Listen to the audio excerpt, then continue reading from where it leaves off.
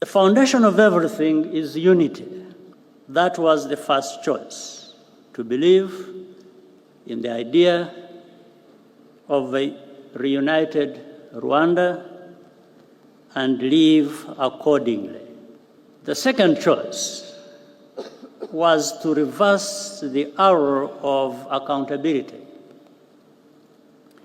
which used to point outwards beyond our borders.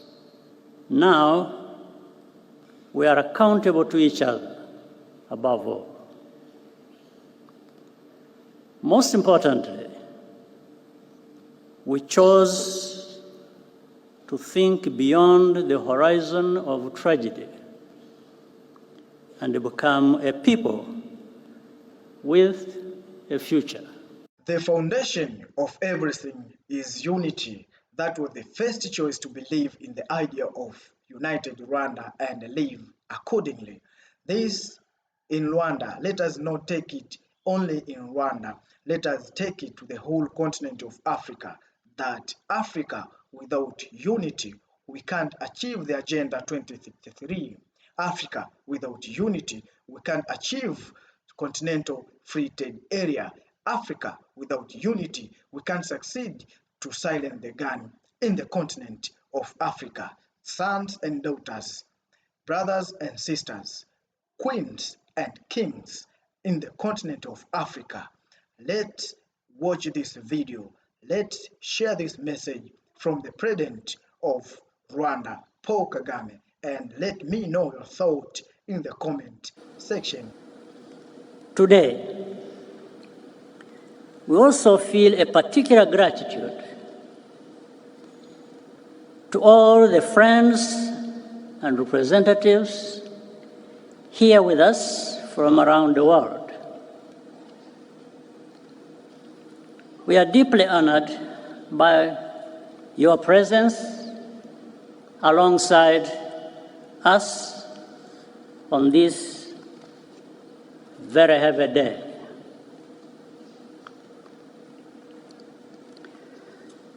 The contributions you have made to Rwanda's rebirth are enormous and have helped us to stand where we are now. I want to recognize a few while also asking for forgiveness for not being able to mention all who deserve it. For example, Uganda, which carried the burden of Rwanda's internal problems for so many years and was even blamed for that. The leadership and the people of Ethiopia and Eritrea helped us in starting to rebuild at that time. In fact, Prime Minister Abiy Ahmed, who is here,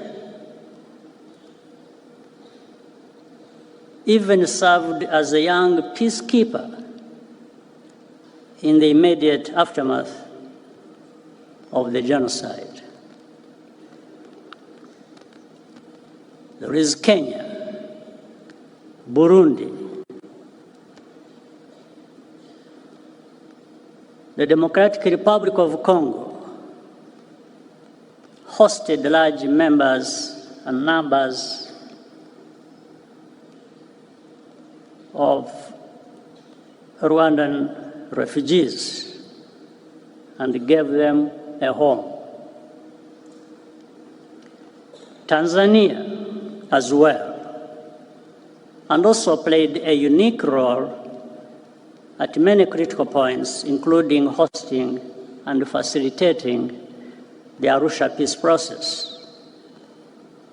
And here, I must single out the late President Julius Nyerere, who embodied the spirit which laid that foundation. The Republic of Congo has been a productive partner in rebuilding and more. Many of the countries represented here today also sent their sons and daughters to serve as peacekeepers in Rwanda. Those soldiers did not fail Rwanda. It was the international community which failed all of us, whether from contempt or cowardice. Among those here with us today, I salute the widow and daughter of the late Captain Mbaye Diagne of Senegal, who died a hero as he rescued many Rwandans from death. At the United Nations Security Council in 1994, moral clarity came from Nigeria, the Czech Republic, and even as far away as New Zealand. Their ambassadors had the courage to call the genocide by its rightful name and resist political pressure from more powerful countries to hide the truth. Ambassador Ibrahim Gambari of Nigeria and Czech Ambassador Karol Kovenda are here with us today, and we applaud you.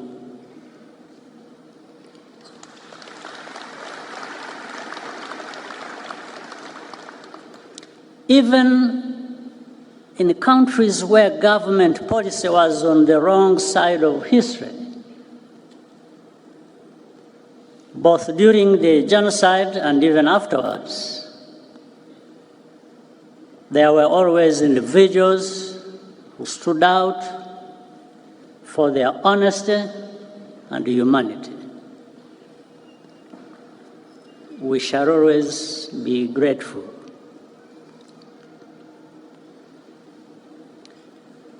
We also appreciate the tangible support we have received from partners beyond our continent over the past 30 years. In Europe, the United States, Asia, and many international organizations and philanthropies. A notable example of solidarity came to us from South Africa. One among many. Indeed, the entire arc of our continent's hopes and agonies could be seen in those few months of 1994. As South Africa ended apartheid and elected Nelson Mandela president, in Rwanda, the last genocide of the 20th century was being carried out. The new South Africa paid for Cuban doctors to help rebuild our shattered health system and opened up its universities to Rwandan students, paying only local fees. Among the hundreds of students who benefited from South Africa's generosity, some were orphaned survivors, Others were the children of perpetrators, and many were neither. Most have gone on to become leaders in our country in different fields. Today, they live a completely new life.